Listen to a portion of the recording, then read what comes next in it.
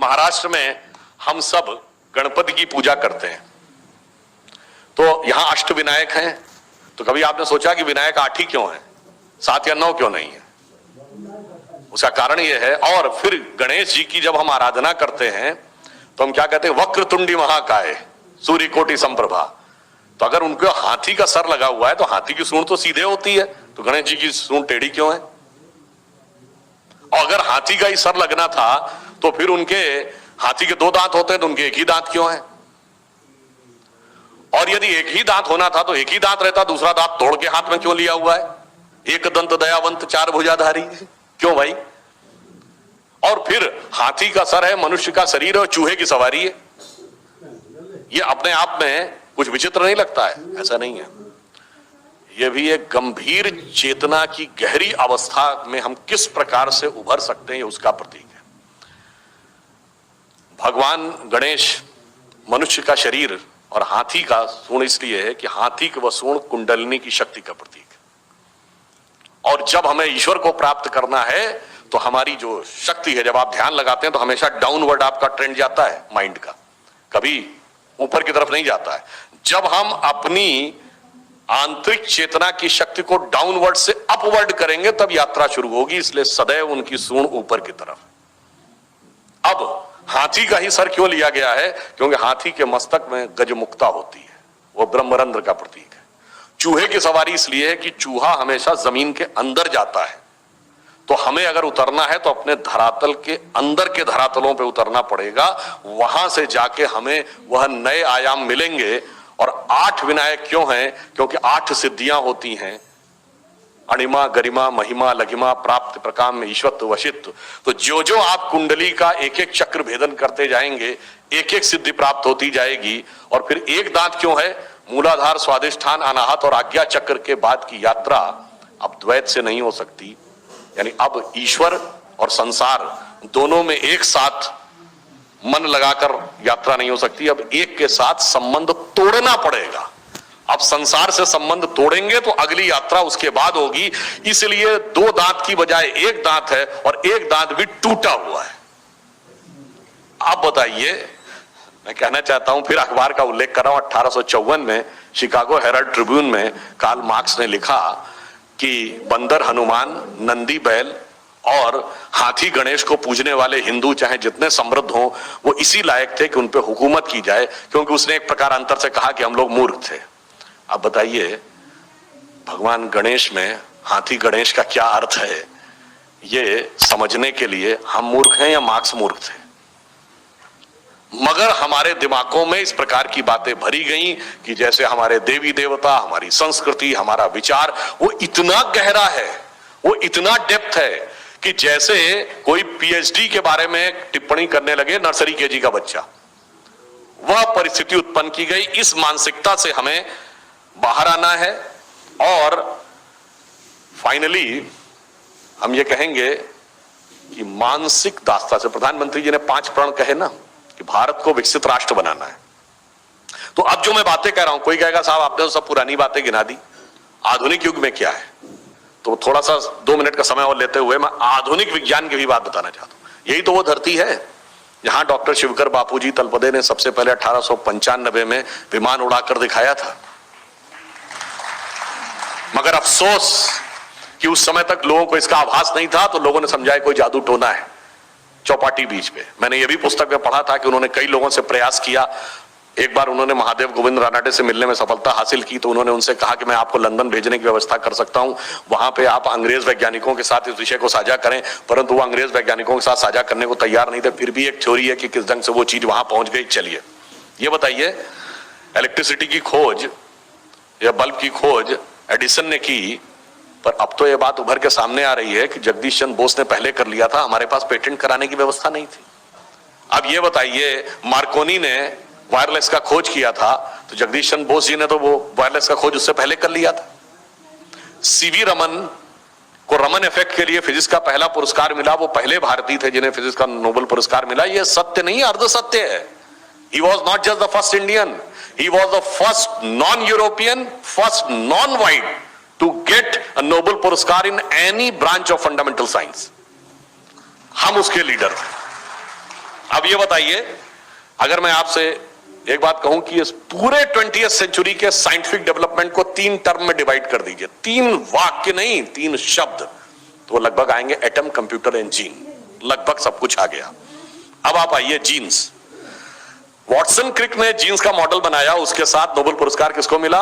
हरगोविंद खुराना जी को। जीन्स में भी हम थे। अब आइए एटम पे। एटम में अभी 21वीं सदी की सबसे बड़ी खोज जो हुई है वो है जो सन लेबोरेटरी में गॉड पार्टिकल खोजा गया है, जिसे हिग्स बोसॉन कहते हैं। हिग्स बोसॉन उसका वास्तविक नाम है और ये 2 साइंटिस्टों के नाम है, इंग्लैंड के पीटर हिग्स और भारत के सत्येंद्र नाथ बोस।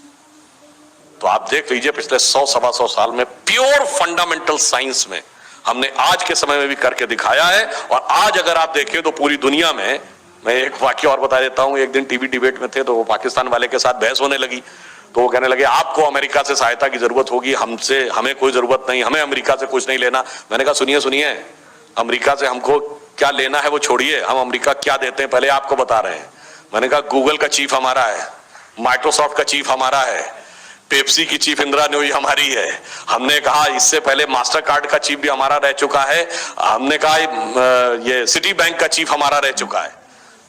मैंने कहा इतनी बड़ी बड़ी कंपनीज के सीईओ हमारे हैं, तो मैंने पूरा 100 साल का बताया। मैंने कहा मगर आपके यहां भी हैं, हम और आप तो एक साथ ही वर्तमान राजनीतिक अस्तित्व में आए थे। मैंने कहा आपके यहां भी चीफ है, लश्कर तैयबा का चीफ है, जैश ए मोहम्मद का चीफ है, अलकायदा का चीफ पकड़ा गया, अभी अल जवाहिरी मारा गया। मैंने कहा दोनों में इतना अंतर है कि आज हमारी स्थिति ये बनी, मैं 2008 की बात बता रहा हूं, सितंबर 2008 में मैं अमेरिका में एक प्रोग्राम होता ACYPL, American council for young political leaders, मैं उसमें गया हुआ था। ये 11 या 12 सितंबर 2000 की बात है। बैरक ओबामा का जो फर्स्ट प्रेसिडेंशियल रन था उसमें, तो नॉर्थ कैरोलिना में उसने अपने भाषण देते हुए कहा कि we have to make our children work hard because we have to compete with Beijing and Bangalore. अब बताइए भारत की स्थिति ये आई। इसका मतलब यह हुआ कि हम वर्तमान समय में भी जिस प्रखरता के साथ, जिस प्रबलता के साथ आगे बढ़ रहे हैं, मगर एक अंतर है, कंपनियां तो दूसरे भी बना लेते हैं। कंपनियों में चाइना हमसे 20 होगा, मगर अब मैं बताता हूं भारत किस मामले में व्यापार और इकोनॉमिक्स के साथ क्या देता है। हम सब व्हाट्सएप यूज करते हैं, हम सब फेसबुक यूज करते हैं, उसका मालिक कौन? Mark Zuckerberg. जो लोग आईफोन यूज करते हैं तो एप्पल का मालिक कौन था? Founder Steve jobs. अब मार्क जुकरबर्ग ने यह बात कही कि एप्पल के फाउंडर स्टीव जॉब्स ने उससे कहा था कि अगर जिंदगी में कभी तुम बुरी तरीके से हताश हो जाओ और तुम्हें लगे तुम्हारा कॉन्फिडेंस खत्म हो रहा है, तो ऐसा करना, जाना भारत में नैनीताल जिले में एक नीम करोरी बाबा का कैंची आश्रम है, वहां पे जाना और वहां जाकर तुम्हें नई ऊर्जा प्राप्त होगी। और मार्क जुकरबर्ग ने भारत यात्रा के दौरान इस बात का उल्लेख किया कि मैं कैंची आश्रम आया, और उसने कहा पहले मैं आकर तुरंत जाने वाला था, मौसम खराब हो गया क्योंकि वो पहाड़ी क्षेत्र है, इस कारण मुझे रुकना पड़ा। कहा 2 दिन रहने के बाद मुझे अलग प्रकार की ऊर्जा प्राप्त हुई और मुझे लगा कि स्टीव जॉब्स बिल्कुल सही कहते थे, तो हम अमेरिका को ये भी देते हैं।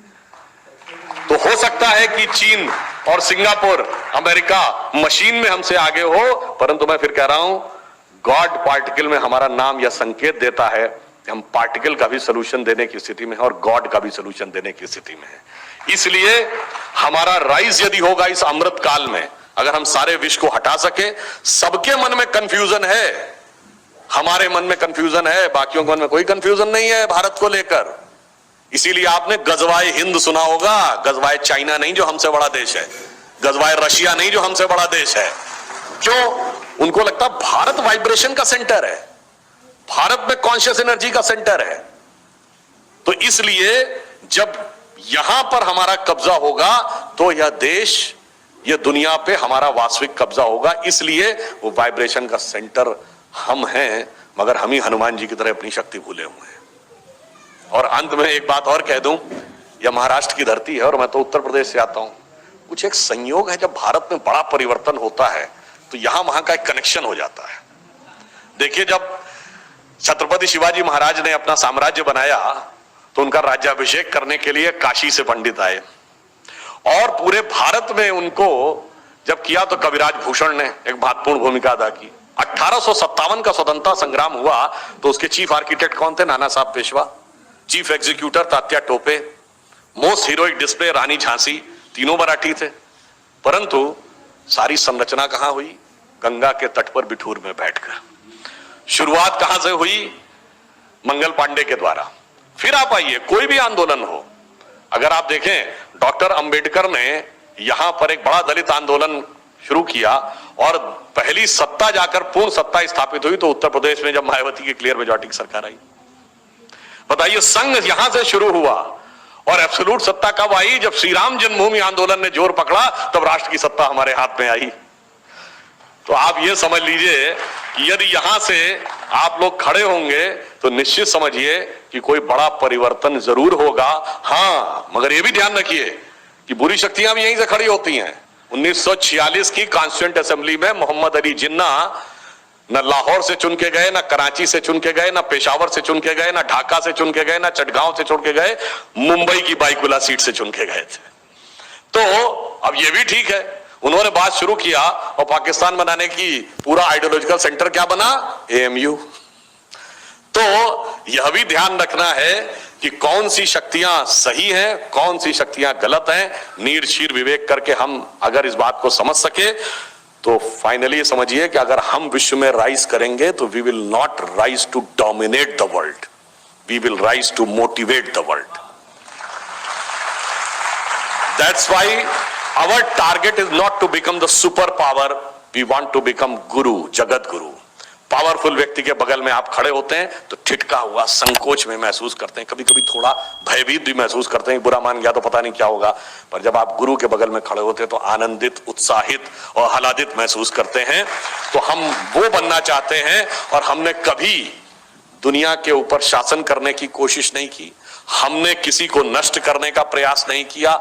उसका एक झलक तब दिख चुकी जब 2014 में प्रधानमंत्री जी ने योग दिवस मनाया तो 177 में से 173 देश उसके सेकंड प्रपोजर बने।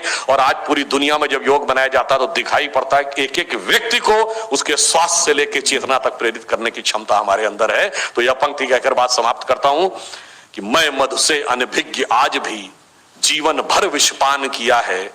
ये पुराना संघ का गीत है। मैं मधु से अनभिज्ञ आज भी जीवन भर विषपान किया है, किया नहीं विध्वंस, विश्व का आजीवन निर्माण किया है। वनवासी हूं, दीन दुखी मानव के मन में रहता हूं। सन्यासी हूं, पर वैभव से दुनिया की झोली भरता हूं। मुट्ठी भर अवशिष्ट भस्म पर आजीवन अभियान किया है, किया नहीं विध्वंस, विश्व का आजीवन निर्माण किया है। परंतु एक पंक्ति और ध्यान रखिए, हम लोगों को जो बहुत ज्ञान दिया गया था ना कि बहुत आप उदार अहिंसा, बिल्कुल हम उदार अहिंसावादी थे, मानते हैं। परंतु ये भी ध्यान रखिए, कोरोना काल में वही बचे रहे जिन्होंने मुंह पे मास्क रखा ताकि कोई वायरस घुसने ना पाए, और अगर घुस जाए तो शरीर की इम्यूनिटी इतनी मजबूत हो कि उसको किल कर दे। ये नहीं कहा, आ जाओ सब मिलकर रह लेंगे।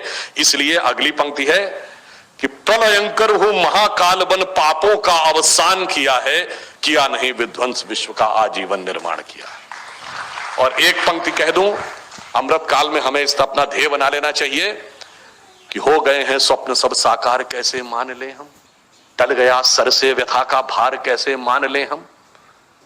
वेश वाणी तत्व दर्शन दूसरों का यह सभी ले, विकृति को हम ग्रहण करते निज प्रकृति को आज भूले। इस विदेशी नकल को अब अस्मिता क्या मान ले हम, टल गया सर से व्यथा का भार, कैसे मान ले हम।